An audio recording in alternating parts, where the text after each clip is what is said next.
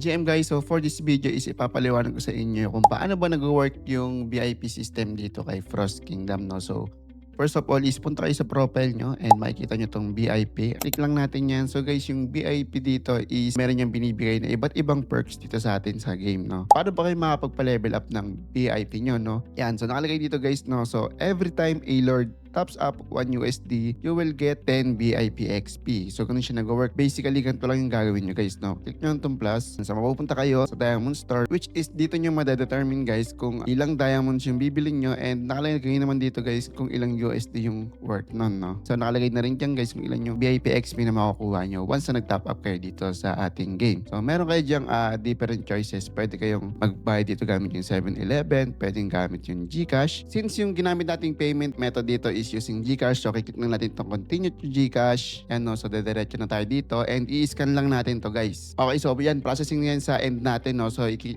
na natin itong payment method niya. I-accept lang natin dito sa ating mobile, no? Once okay na yon, ayan na. So nakuha na natin yung ating reward dito, which is itong 150 VIP XP, and syempre nakakuha na rin tayo dyan ng ating 900 diamonds, no? Yan. Makikita nyo guys, yung VIP level natin, VIP 3 na, no? So, ganun guys, kung paano nag-work itong ating VIP system dito sa Frost Kingdom, no? So, kung hindi pa kayo VIP dito, make sure na magpa-VIP na kayo kasi sobrang helpful ng mga additional stats na ibibigay sa inyo dito once na nag-VIP na kayo, no? Thank you for watching this video. As I always say, keep safe and I'll see you on the next one.